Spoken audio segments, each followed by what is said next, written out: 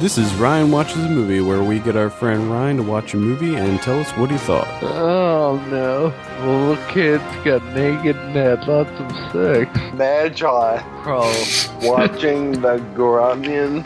Don't even waste your time.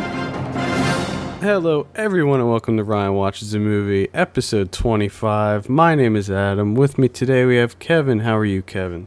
I'm good. Kevin's good. Ryan, how are you?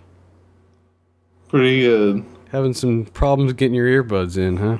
Yeah. Did you get that all figured out there? Nope. Okay. Not good on the earbuds? I have one in my ear and one's hanging down on my waist. Nice. What movie did we have you watch this week, Ryan? Clown. Klown. In honor of Klown. Coming out this Friday. This was written by Casper Christensen. It's also starring him. And it was directed by Mikkel Norgard. I would go Neergaard. Neergaard. Mikkel Neergaard. It also stars Frank... Hamv. I'm gonna go Hamv. Well, it's not Hamv, because the V is before the... I don't know. Either way, very talented guy, very funny guy. Let me go ahead and read the IMDb synopsis here. In order to prove his fatherhood potential to his pregnant girlfriend, Frank kidnaps her 12-year-old nephew and tags along on his best friend Casper's debauched weekend canoe trip. I don't have a trailer here because it's in Danish, and we gave it a listen just to see if it would be worth putting on here, and it's really just music anyway. So Yeah. Ryan, why don't you... Bull. Why don't you give us a little synopsis? Give us your own synopsis, Ryan. Well, basically, this guy's girlfriend gets pregnant, having an abortion, because she thinks that he won't be a good father. And he kidnaps his nephew and takes him on a canoe trip. And that's all I can say without spoiling anything. That's pretty accurate. You can probably say a little bit more without spoiling it, but there are a lot of shocking things that happen that you definitely don't want to tell people about if they haven't seen it, because it's way more fun to see how your friends react to this movie if they go in cold. I actually talked about this movie in a previous episode when I first saw it, so Yeah. we'll just get your thoughts, Ryan. Overall, what did you think of the film? It was pretty hilarious. I hate subtitles, but this is a movie that is worth watching for at least with, even in spite of the subtitle. Oh, we are making you a convert. Yep. I can feel it. I can feel it happening. We're I getting don't there. know if we're gonna get that far. Yeah, we are. Now, this is actually based on a Danish television show by the same name, and I haven't seen the television show because there are no like imports or anything. I can't seem to get it over here, and hopefully this movie will be successful and they'll come out with some U.S. imports or U.S. version of the show. How long do you think it'll be until there's an American version? Oh, God. Not long. Because I really think that this film is going to be really successful. I don't think that a lot of people are going to see it just because it is foreign, but a lot of the critics that have been seeing it and stuff are just gushing about this. I mean, it's hilarious. It's really, really funny. It's like a mix between Curb Your Enthusiasm and Hangover or something like that. And you know, earlier on the weekend episode, we were talking about, I can't remember what movie we were talking about, and we said that, we were predicting The Watch, remember? And we said that it's, judging comedies is hard because it's rare that there's a comedy that has something for everyone, and people have different things that they like. Yeah. comedies. And I think that this movie, while it doesn't achieve, probably doesn't please everyone, I think most people will find something funny about this movie. I think a lot of people may be offended by the movie, but it's funny on multiple levels. There's different things. There's really funny dialogue. There's like gross out stuff that happens. There's these. It's like there's situational based comedy. Now, Ryan, were you offended by anything in this movie? Nope. No, actually, everything made me laugh a lot. Like out loud. Because, as you know, my main thing is wieners, and there's wieners. Yes, it should be mentioned that penises, or as Ryan likes to call them, wieners, freak him out. And apparently we give him movies that Feature contain nothing wieners. but, yeah. Which I think he sort of twisted it into that. No, I didn't twist anything. Other people suggested them. And it all gone. My entire mic arm just fell off my desk. Oh. Fine. Oh my. Are you still able to hear me? Yeah, we can hear you. I'm gonna have to let it sit in my leg to talk. I feel like we haven't really talked about the plot of this movie, Ryan. Were there, without, I know it's difficult for you not to spoil it, but were there any like funny moments or particular things about any of the performances that you liked? Mm-hmm. What? I don't know how to answer that without spoiling everything. Well, I want to talk about parts of it, but I feel like Well, just don't talk about the end. I seriously don't know what direction to go in because I don't want to ruin Okay, well, why don't you describe some of the characters? like Bo. Yeah, who's Bo? Bo is the nephew, and he's 13 years old. And he's gonna be, we'll call him a husky, blonde-haired child. Who is kind love the of, fact that you use husky. I haven't heard that word in ages. who is kind of a loner. He kind of sticks by himself and makes himself happy. And he collects bottle caps, which also provides for a good spoiler of this movie, so I won't talk about that. Okay. Do you want to talk about like the main character of Frank? He's just ridiculous. So, I'm reading that it's like loosely based off of the ideas of Curb Your Enthusiasm, and that Frank is like a semi-retired comedian. Is that correct?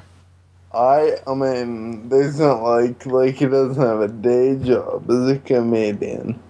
I believe that is correct. I think that they probably... That's probably more talked about in the TV show. Right. I would imagine. I think that if we had seen the TV show before the movie, I think that we'd probably get more out of it because we'd know the characters better. Yeah. But it works really well. In a sense, this movie could actually be a lot funnier than even what you guys are thinking. You know what I mean? It could be. It could be. But it does a really good job of being its Like a standalone thing. Like the characters, you get to know the characters pretty quickly, and you get to know like there's a great scene, just the opening scene pretty much sums up how this character Frank's going to be. And we've seen Curb Your Enthusiasm, and it is very similar. But The camera, the cinematography is a little like Curb Your Enthusiasm. Yes, they film it almost like a documentary, and like Curb Your Enthusiasm, everybody's name is their name in real life. I think, and I haven't read this or anything, but just from watching the movie, I would assume that a lot of it's ad-libbed, just like Curb Your Enthusiasm, but I'm not sure about that. Yeah. Ryan, what do you think? Do you think it's ad-libbed? If it is, it's a hell of a job. Because the only person I know they could do ad-libbing like that would probably be John Connor. Because, Okay. they don't need to, think of what they're saying. They just blurt out shit. And it's hilarious. I like how you come up with John Collier. What? Numerous people. There's numerous people that other people know. No one knows who John Collier is. You could say like Larry David or any other American comedian, really. Anybody on the cast of Curb Your Enthusiasm, because they all do a phenomenal job. Yeah, because that's all ad-libbed. Even the guest stars, like when Seinfeld guest stars and stuff. So I do have to ask, back to the Wiener thing. Adam, you watched this movie with him. You were actually like in the room with him as he was watching it. Am I correct? Yes. Did you get to see him freak out? Yeah, he didn't really freak out too much that I remember. I just remember him laughing hysterically. And we watched it with our friend Justin as well, and he was cracking up also. I mean, And subsequently yelled Bo yes. at any point that he could. Yeah. Essentially, there's a part in the movie where Frank loses Bo, and he's looking everywhere for him, and he's really, really messed up on drugs, and he's just screaming the name over and over, looking everywhere for him, and that's where that comes from.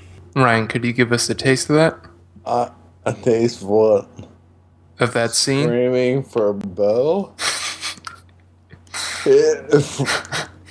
Frank was just real high, apparently, because he smoked some incredible weed. And he lost Bo, but his excuse was that Bo runs really fast, even though he didn't run at all. He just walked away. Well, I presume he walked away. I didn't watch him, but he's not real fast at all. I mean, Bo's not like a fucking Olympic 100-meter runner. It's a little fat kid in a canoe trip going to a brothel. I love that. He's a little fat kid on a canoe trip.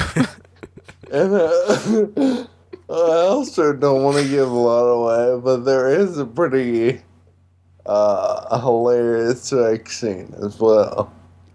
And Actually, Ryan, we can probably talk about that because it's in when Draft House Films acquired the movie. They came out with a Red Band trailer, and all the Red Band trailer is that scene, like a condensed version of that scene. Well, basically, Casper and Bo and Frank, their canoe goes off, or not goes off course, but they kind of get lost. And they find themselves this lady's house who takes care of them and gives them dry clothes, gives them food, a place to stay. But what they don't realize is all three of them sleep in the same bed. And in the middle of the night, Casper and this lady end up having sex. And the whole time, Frank is face away from them towards the camera. And he just has this look of incredible disgust on his face. and Casper tells him to join in and kind of force him to stick his finger in this lady's butt. Only, like, it's not sexual when he does it. He just kind of, like, I don't want to sound graphic. It's awkward. He just, we yeah. can say that it is very, it's significantly awkward. And that's I would why imagine that would be. It's one of the funniest scenes in the film, but it really is. To me, it was a laugh riot. I mean, I was laughing pretty much nonstop. It's a very funny film, and I'll tell you, they go places in that movie that you would never imagine seeing in a movie. Like, if you thought at the end of The Hangover, how they show the slideshow or whatever of the pictures, when they were partying. If you thought that was like extreme or whatever, it's got nothing on this. Oh, yeah, then. All right. Well, any final thoughts before we give you your drum roll, Ryan? That's, thanks for giving me an actual decent movie to watch. Oh, I have one question. Quick question. Ryan, if we were able to, like, say the TV series does come out on DVD over here or something, they import it or whatever, would you watch this TV series? Like all 6 seasons? Yeah. All right. Maybe not all in, like, one sitting, but yes. Well, I mean, you don't have to. I wouldn't go to hardcore like Bender. But Okay. yes, I'd watch them. So, Adam, take a note here that once this TV show becomes available on DVD, that we're going to make him watch it in one sitting, all 6 seasons. Yeah, definitely. The other thing that really makes me laugh is I don't know why at all, but the Danish movie, or the Danish name of this movie, whenever I say it out loud, it just makes me laugh in my head. Cloven. That's probably not even how you pronounce it.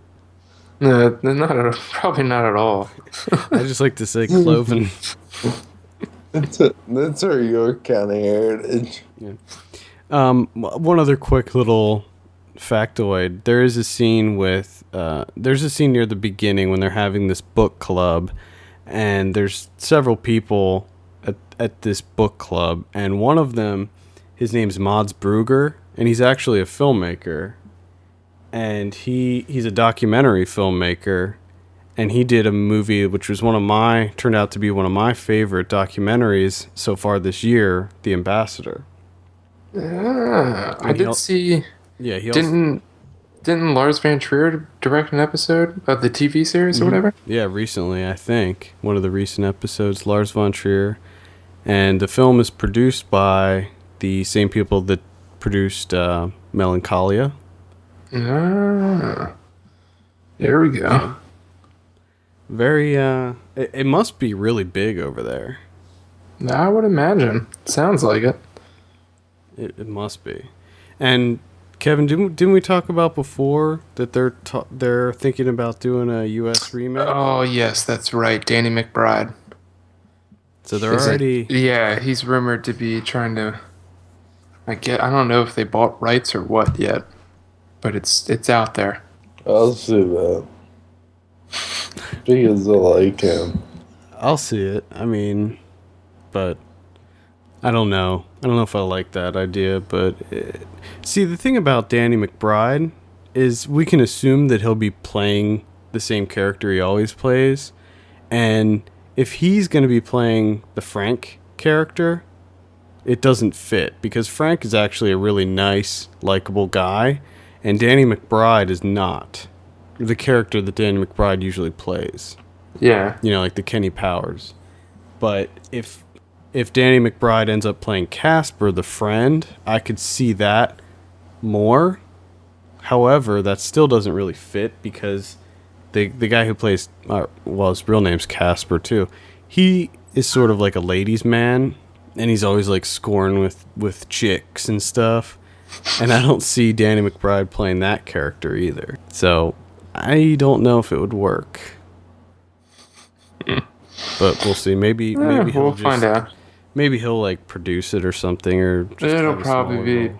directed by David Gordon Green, starring Danny McBride and some other person. I don't know. Jonah Hill. Yeah.